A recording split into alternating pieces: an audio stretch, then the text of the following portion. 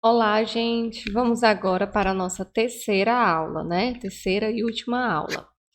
Então, terceira aula de literatura. Escolas literárias. O que são escolas literárias? As escolas literárias são as formas como estão dividida a literatura mediante as características apresentadas em cada uma delas. Essa divisão depende, entre outros aspectos, principalmente dos momentos históricos. As escolas literárias surgiram no continente europeu e lá já são milenárias. No Brasil, o processo foi mais tardio. O primeiro momento em que as escolas literárias começaram a construção de conteúdos foi a partir do quinhentismo, né? Ou seja, gente, voltando agora, né, para essa questão do que é as escolas literárias, como explica no primeiro ponto. As escolas literárias são as formas que estão divididas a maneira que são escritas as literaturas, a maneira que são produzidas obras literárias, tá? Então, a cada período, né? A cada período, a sociedade passava por um momento histórico. Que é isso? As modificações das formas de se fazer a política naquele tempo, a forma de como era tratada a religião daquele tempo. Então, todas essas questões vão influenciar no momento da produção da obra de arte, né? No momento da produção da literatura, daquele livro, daquela obra literária, né? Então, a cada momento desse influenciava na produção das obras literárias. Então, a cada período desse recebe-se um nome, né? São as escolas literárias. Então, de acordo com que se passava um período, aquele período recebia um nome. Em outro momento, se modificava a forma que as pessoas produziam a arte, que as pessoas estavam lidando naquele momento na sociedade em geral, aí já surgia uma outra escola literária. E assim foi indo até os dias atuais, né? Como falou no segundo ponto, as escolas literárias surgiram no continente europeu. Já são milenárias, muito tempo, né? Mas no Brasil demorou um pouco. Ela foi aparecer após a construção de alguns conteúdos que faziam parte do quinhentismo, né? Então, no Brasil, começou a surgir essas obras literárias, essas produções literárias, por volta do surgimento da escola barroca, que o barroco ele vem após o quinhentismo, né? Vamos ver no slide seguinte. Pronto. Atualmente existe 14 escolas literárias. Trovadorismo, humanismo, classicismo, quinhentismo, o barroco, né? O arcadismo, romantismo, realismo, o naturalismo, o parsianismo, simbolismo, pré-modernismo, modernismo e pós-modernismo. Então, atualmente nós estamos no pós-modernismo. É esse período que nós estamos agora, né? Então, as obras literárias que estão sendo escritas com essas características do pós-modernismo, né? Então, ao todo, existem 14 escolas literárias, certo? Só que nós vamos nos aprofundar nos estudos apenas em 4 escolas literárias, tá bom? Que vai ser o barroco, o arcadismo, o romantismo e o realismo. Essas 4, né? A 5, 6, 7 e a 8, tá bom? Então vamos lá, né? Entender um pouco sobre o barroco. O que foi essa escola que tem este nome, né? Barroco. O barroco no Brasil tem início no final do século XVII. No país, essa tendência artística teve grande destaque na arquitetura, escultura, pintura e literatura. Tá vendo, gente? Ó? Então, no século XVII foi que o barroco surgiu no Brasil, né? E você percebe que, como diz aí, né, que a tendência barroca ela influenciou bastante na produção da arte. Em que aspecto? Na produção da arquitetura, da escultura, pintura e literatura. Então, o barroco, né, essa tendência, né, essa escola literária, ela influenciou na produção da arte, não só na arte de escrever, né, que é a literatura, mas também na arte da pintura, da arquitetura e da escultura, né? Então, na literatura, o marco inicial do Barroco é a publicação da obra Prosopopeia.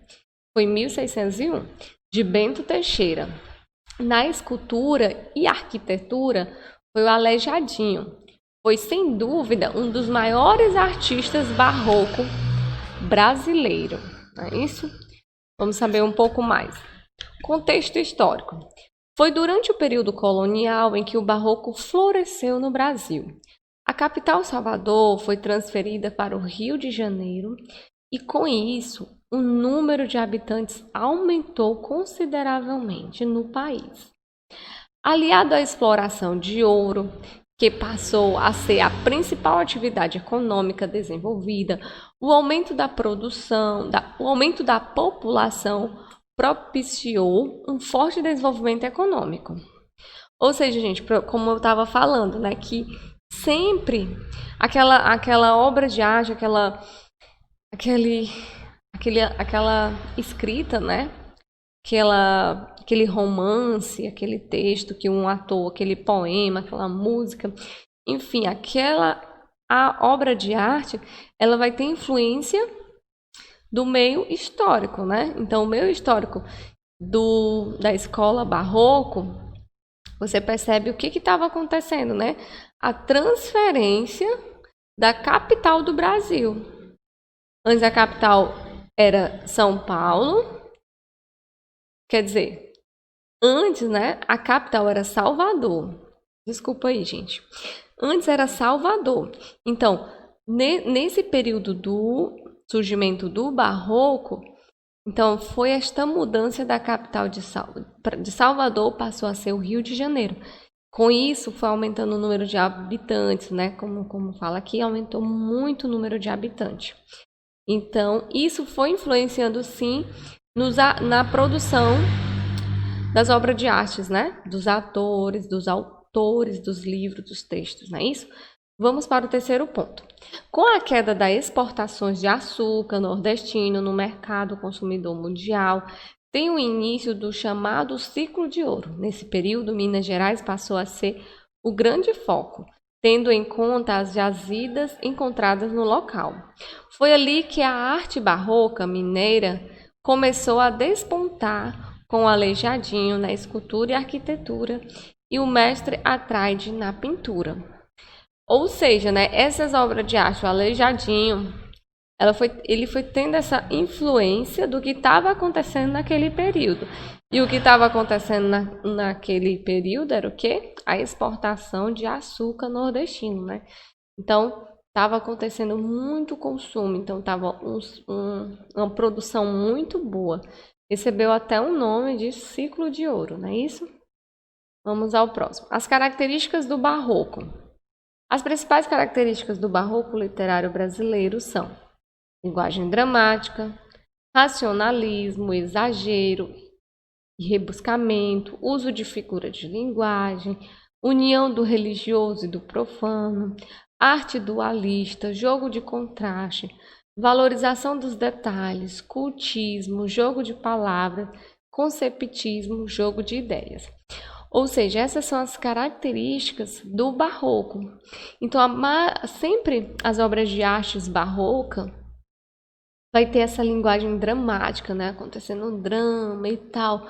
Vai ter um exagero, vai ter o uso de figuras de linguagem, né? Que a gente viu na aula passada, que é as figuras de linguagem, né? Vai ter a união do religioso e do profano, né? Então, arte dualista, contraste, então, valorização dos detalhes, exagero e rebuscamento, né? Então, toda a obra vai ser bem exagerada, né? Vai ter para chamar muita atenção mesmo, né? Isso é uma característica do barroco. Vamos ao próximo. Arcadismo. O que seria arcadismo? Então, o arcadismo teve como marco inicial a publicação de obras poéticas de Cláudio Manuel da Costa e, ademais, a fundação da Arcádia Ultramarina em Vila Rica. Os principais escritores brasileiros desse período são Cláudio Manuel da Costa, Santa Rita Durão, Basílio da Gama e Tomás Antônio Gonzaga, né? Então, isso tudo que estava acontecendo no período em que surgiu o arcadismo, né? Então, o que aconteceu? Foi a fundação da Arcádia Ultramania em Vila Rica. É isso? Então, o marco inicial, quando começou agora estamos no período do arcadismo, começou com a obra poética de Cláudio Manuel da Costa, né? As demais fundações da Arcádia Ultramania.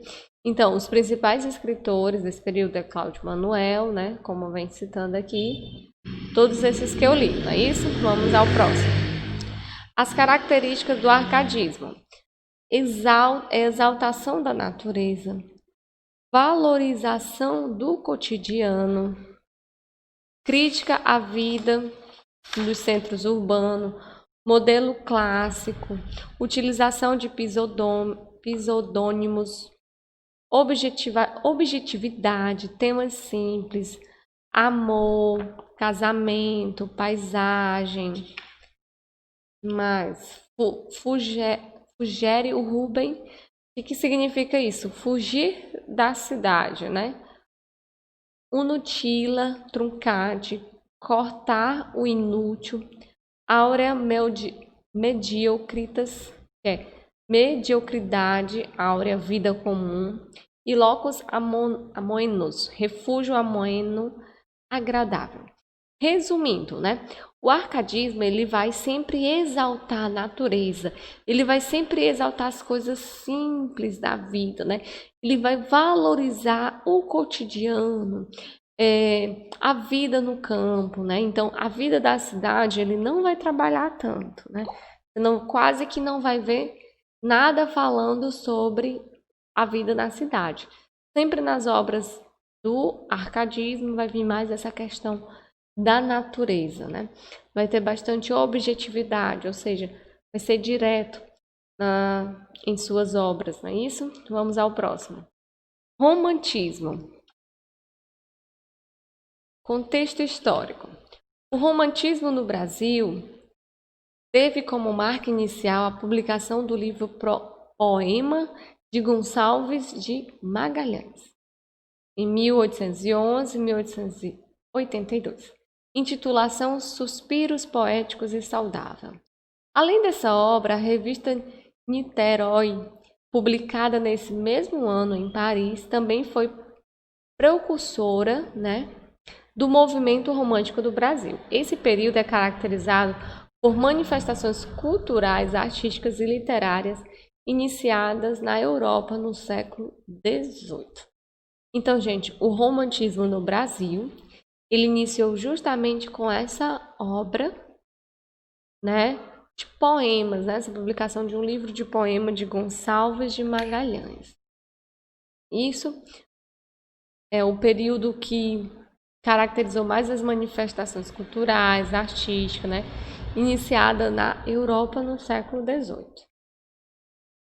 Então, as características do romantismo são o rompimento com a tradição clássica, o amor platônico, idealismo, a idealização da mulher, subjetividade, o egocentrismo, indianismo, tema do índio, nacionalismo, ufanismo, culto à natureza, sentimentalismo exacerbado, maior liberdade formal,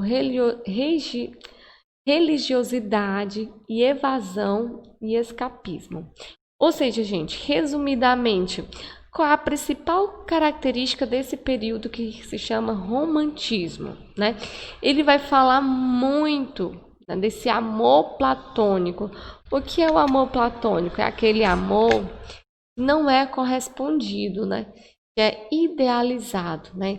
Ele também vai romper com a tradição clássica, ou seja, aquilo que é bem tradicional, que sempre acontece. Então, no romantismo vai ter algo novo, né?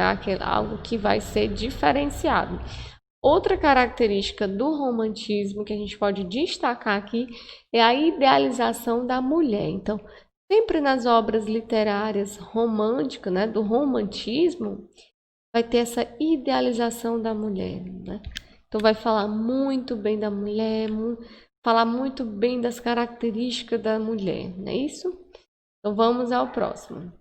O próximo é o realismo. Contexto histórico. Então, o que acontecia nesse período em que surgiu o realismo? O realismo é a escola literária que analisa a realidade, né? O bom aqui é bem próximo ao nome, né? Ele analisa a realidade, por isso o nome realismo, né? Então, tem a origem na França e no Brasil, surge depois do romantismo e antes do simbolismo, compreendendo os anos de 1881 a 1893, o mesmo período em que o naturalismo e o parnasianismo também ocorreram. Foi marcado pelo objetivismo, pela veracidade e pela denúncia social. O realismo brasileiro tem início com a obra de Machado de Assis, Memórias Póstumas de Brás Cubas, publicada em 1881, né? Então, gente, o realismo, como o próprio nome diz, né, ele vai tratar bastante da realidade, daquilo que estava acontecendo no momento. Então, ele vai trazer em suas obras literárias uma história que conta muito do que estava passando naquele período, né? Não vai ser aquela história muito fantasiosa, não. Vai ser uma história mais real, né, do que estava acontecendo no momento. E a obra em que marca o início dessa escola literária, né, o início da escola literária realismo, é a obra de Machado de Assis, Memórias Póstumas de Brás Cubas, publicada em 1881. Isso, vamos às características. Características do realismo: inversão dos ideais do romantismo, enfoque no homem e no seu cotidiano, crítica social, linguagem simples e objetiva, personagens e ambientes descritos de formas detalhadas. Ou seja, gente, essa questão, né, da inversão dos ideais do romantismo. Então, tudo aquilo que o romantismo trazia, né, a idealização da mulher, essa coisa muito bonita, muito perfeita, o realismo tira tudo isso, né? Ele traz algo bem natural mesmo, algo bem realista mesmo, né? Enfoque o homem e seu cotidiano. Então, é o homem e o que se passa no seu dia a dia. Ele aproveita, né, o realismo e faz uma crítica social, né?